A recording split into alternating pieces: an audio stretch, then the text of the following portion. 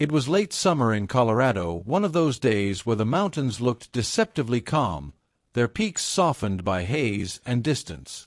Joel stood at the edge of his parents' driveway in Aspen, adjusting the straps on a faded green backpack.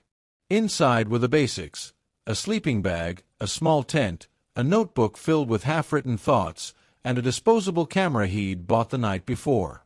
Joel was 18 years old, a first-year student at the University of Colorado. Restless, curious, still convinced the world was safer than it really was. He told his mother he'd be back in 2 days. Twin Lakes wasn't far, just a modest camping trip, the kind he'd talked about since starting college. He wanted time alone, time away from expectations, time to think about whether university life was really for him. He didn't own a car, so, like he'd done before, Joel planned to hitchhike. His parents didn't love the idea, but it wasn't unusual in the mid-1990s, especially in mountain towns where strangers often helped strangers. Joel promised he'd be careful. He promised he'd stick to the main roads. He promised to call. At 8:17 a.m., he stepped onto Highway 62 and raised his thumb. That was the last normal moment of his life. The first ride came quickly. A local contractor heading south dropped Joel a few miles down the road. The second ride took him closer to the White River National Forest. By late morning, Joel was spotted at a pull-off near the edge of the trees, where the road narrowed and cell service faded into nothing. At 11:40 a.m., a long-haul truck driver slowed beside him.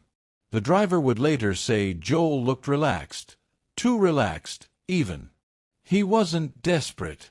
He wasn't rushed. He chatted easily through the open passenger window, mentioning Twin Lakes and asking how far south the truck was going. The driver offered him a ride as far as the next junction. Joel accepted. For nearly 30 minutes, they drove together through winding mountain roads. According to the driver, Joel talked about school, about how he didn't feel like he belonged yet, about wanting to disappear for a few days without actually disappearing. Those words would haunt the investigation later. At a gravel turnout near the White River National Forest boundary, Joel thanked the driver, slung his backpack over one shoulder, and stepped out of the truck. The driver watched him walk toward the tree line. Then he drove away. Joel Mercer was never seen alive again. When Joel didn't return home on schedule, his parents weren't immediately alarmed. He was young, independent, probably lost track of time. But when 3 days passed without a phone call, and his dorm room at the university remained untouched, unease set in. By day 5, the Aspen Police Department was notified. At first, the case was treated as a voluntary absence. Officers assumed Joel had extended his trip or found friends along the way. Hitchhikers, after all, often changed plans. There were no signs of struggle, no abandoned gear, no suspicious activity reported along Highway 62. But then the calls came in. A ranger from White River National Forest reported finding a campsite near Twin Lakes, empty, partially set up, and abandoned. A green sleeping bag was missing. A tent remained folded, never pitched. Joel's parents identified the site as his. That changed everything. Search teams flooded the area. Volunteers combed trails, ravines, and riverbanks. Helicopters scanned from above, their rotors echoing through the trees. Dogs tracked Joel's scent from the roadside pull-off into the forest, only for it to stop abruptly, as if he'd been lifted off the ground. There were no footprints beyond that point. No torn clothing. No blood. It was as if Joel had simply vanished. As weeks turned into months, theories multiplied. Some believed Joel had fallen into an unmarked ravine. Others suspected exposure, hypothermia in the unpredictable mountain weather. A few whispered darker possibilities. A wrong ride, a wrong stranger, a decision he couldn't undo. But there was no evidence to support any of it. No body. No witnesses. No clues. By the 1-year mark, the search officially scaled back. By year 3, Joel was listed as a cold case. By year 5, he was legally presumed dead. His dorm room was cleared out. His name was etched onto a memorial plaque. His parents learned how to live with an absence that never made sense. And yet, quietly, buried in old files and overlooked reports, something didn't sit right. Joel hadn't vanished in the wilderness. Not really. In 2005, 10 years after Joel disappeared, a call came into a small sheriff's office nearly 140 miles away. It wasn't from a hiker. It wasn't from a ranger. It was from a construction worker. An accident had occurred on the outskirts of a decaying industrial zone, an area most people avoided. The building involved was an abandoned warehouse, sealed off for years, scheduled for demolition. Inside, emergency crews found something no one was prepared for. Not remains scattered by time. Not bones. But evidence of prolonged human presence. A narrow metal-framed bed, bolted to the floor. Straps. And a name scratched into concrete. A name that had not been spoken out loud in nearly a decade. Joel. The call came in just after 6:30 a.m.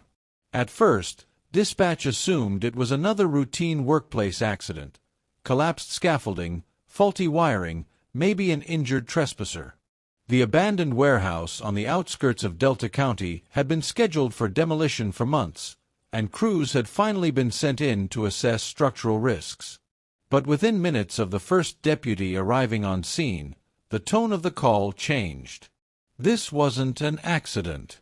Inside the warehouse, hidden behind a rusted sliding door and a collapsed interior wall, emergency responders found a sealed-off room no blueprints mentioned. The air inside was stale, heavy with dust and something older, something human. The room was small. Bare concrete walls. No windows. At the center was a metal bed frame, narrow and bolted directly into the floor.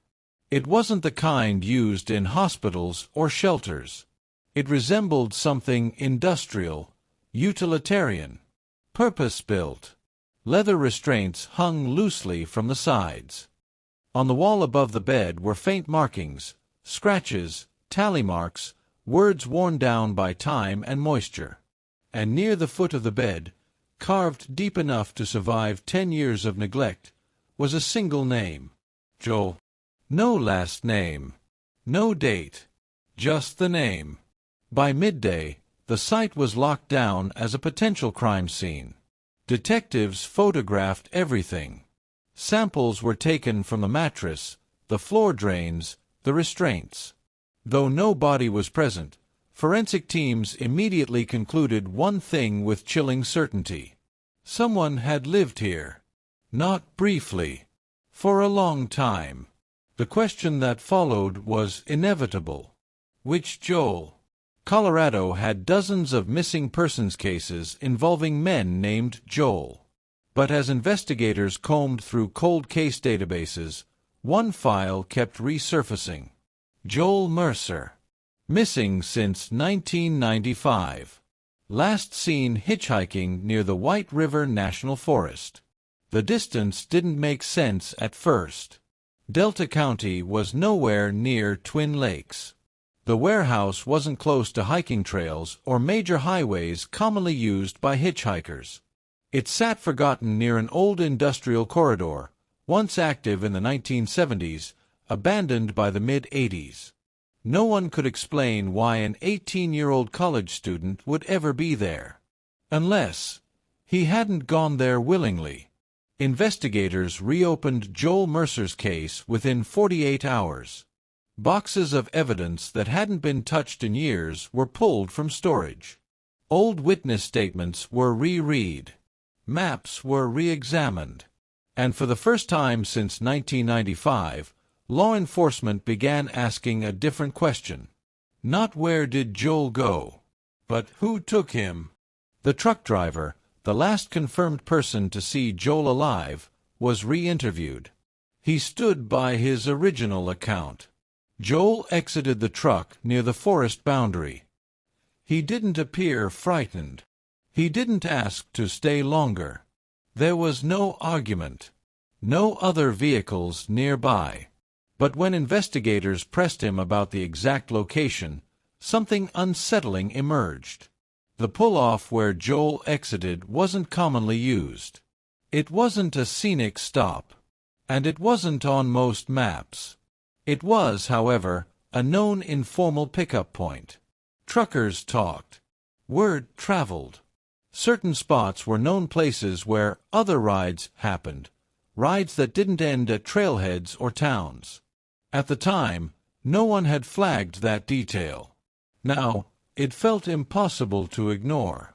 Then came the forensic results from the warehouse. Trace evidence found on the mattress included degraded biological material, too damaged for a full DNA profile, but consistent with long-term human contact. More disturbing were the marks on the bed frame itself. Repeated stress damage. Not from sleep. From movement. From resistance. The restraints had been used. A lot. Investigators searched missing persons reports from the late 90s and early 2000s, looking for any other connections to the area. They found something worse. 2 other hitchhikers, both male, both young, had vanished along southern Colorado highways between 1996 and 1998. Their cases were never connected to Joel's. Different jurisdictions. Different circumstances. But now, with the warehouse discovery, detectives began to see a pattern. Transient victims. Remote pickup points. No witnesses. And no bodies. Joel's parents were contacted on the 3rd day after the warehouse was secured. They had spent 10 years grieving a son they believed had died quickly, perhaps in the cold, perhaps alone, perhaps without suffering. What detectives told them shattered that belief completely. Joel may have survived. Not for days. Not for weeks. But potentially for years. Search teams returned to the warehouse with ground-penetrating radar, convinced they'd find remains buried beneath the concrete. They found nothing, which only deepened the mystery. If Joel had been held there, where did he go? The most disturbing clue came from something overlooked at first. In one corner of the room, investigators found a rusted metal shelf. On it were several objects coated in dust, a chipped mug, fragments of rope, and a laminated card barely intact. It was a student ID. The photo was faded. The name was still readable. Joel Mercer, University of Colorado. Issued, 1994. The room went silent. Because this wasn't proof Joel had died there. It was proof he had arrived there. Someone had taken Joel off that highway in 1995. Someone had kept him hidden in a place no one thought to look. And for 10 years, they had gotten away with it. The revelation of Joel Mercer's presence in that abandoned warehouse sent shockwaves through law enforcement and his family alike. For 10 years, the case had been dormant, cold, and mostly forgotten outside the Mercer household. Now, suddenly, it was alive again, but more horrifying than anyone could have imagined. Investigators faced a terrifying reality. Joel hadn't simply wandered off into the wilderness. He had been taken, captured by someone who had carefully chosen a location so obscure that it remained hidden for a decade. And if he had survived this long, it suggested someone capable of planning, controlling, and hiding in plain sight. Detective Sarah Monroe, one of the lead investigators on the reopened case, recalled the first walkthrough of the warehouse. It wasn't just a storage space, she said. It had been modified to serve one purpose. Whoever did this, they weren't sloppy. They wanted secrecy. They wanted control. And that bed, that wasn't for comfort. That was for confinement. The room itself offered clues about the person who had taken Joel. The bed was bolted directly into the floor. Leather straps were carefully positioned. Marks on the concrete wall indicated that someone had spent significant time resisting the restraints. There were tally marks etched into the walls, perhaps counting days, months, or even years. More chilling, however, were the mundane objects left behind. A chipped mug, some rope, an old calendar with faded notes. They hinted at a captor who had a disturbing level of routine, a person who could live alongside their secret without raising suspicion. Law enforcement began the painstaking task of reconstructing Joel's movements in the weeks leading up to his disappearance. Truck logs were revisited. Sightings were cross-referenced. Even decades-old weather reports and local traffic patterns were analyzed. One key detail emerged. The forest pull-off where Joel accepted a ride had a small network of local informants, truck drivers, road workers, and transient laborers, who knew which strangers were safe and which weren't. The conclusion was grim. Joel's captor was likely someone familiar with the area, someone who understood patterns of travelers and hitchhikers. They weren't just opportunistic, they were deliberate. As investigators dug deeper, a troubling pattern emerged from cold cases in the region. Missing young men, last seen along highways south of Aspen, disappeared without a trace. At first, they seemed unrelated, different towns, different times, different circumstances. But all shared key similarities. Transient lifestyle or hitchhiking. No immediate connections to the captor's identity. Disappearances in areas within a 200-mile radius of the warehouse. It was enough to suggest a predator operating over decades, blending into the community, and never leaving a trail obvious enough for detection. Detectives also turned to Joel's personal life for clues. Interviews with friends and classmates revealed he was cautious but trusting, a combination that made him a perfect target. He had no known enemies. No conflicts. No reason to believe someone wanted him harmed. It was almost comforting in the wrong way. Joel's abduction wasn't personal. It was calculated. One breakthrough came from a small, overlooked detail, a single footprint discovered in the dust near the warehouse entrance. It was partially obscured by rubble and had gone unnoticed for years. Forensic experts confirmed it was adult male, shoe size 10, and bore a tread pattern common in work boots sold in the region during the mid-1990s. While it didn't identify the captor, it narrowed the profile. Likely male, physically capable, accustomed to manual labor, and familiar with the warehouse layout. Additionally, the laminated student ID found on the shelf was studied under ultraviolet light. Hidden fingerprints were revealed, smudges that didn't belong to Joel. Every touch, every adjustment to the objects in the room had left a trace. Investigators began the painstaking process of cross-referencing these prints with state and federal databases, hoping to finally identify someone who had eluded justice for over a decade. Meanwhile, Joel's family struggled with the knowledge that he had been alive far longer than they had imagined. His mother, Ellen Mercer, recalled the first time she saw the photographs from inside the warehouse. "I was horrified," she said softly. "To think he wasn't lost in the forest, that he wasn't gone immediately, that someone had him and no one knew, it was unbearable." But amidst the horror, a small spark of hope emerged. If Joel had survived this long, perhaps there was a chance he had somehow endured until discovery, and that could provide investigators with insights into his captor. The investigation then revealed something even more unsettling. Traces of human activity in the warehouse indicated it had been visited periodically, even after Joel's disappearance. Old food wrappers, cigarette butts, and other small items suggested someone returned regularly, maybe maintaining the space, maybe checking on their captive. This wasn't just a one-time abduction. This was systematic, ongoing, and eerily meticulous. By late 2005, investigators concluded Joel had been kept alive for an unknown period, possibly moving within or near the warehouse. Someone had the audacity to live an ordinary life nearby, while maintaining this horrific secret. Someone who blended into the community.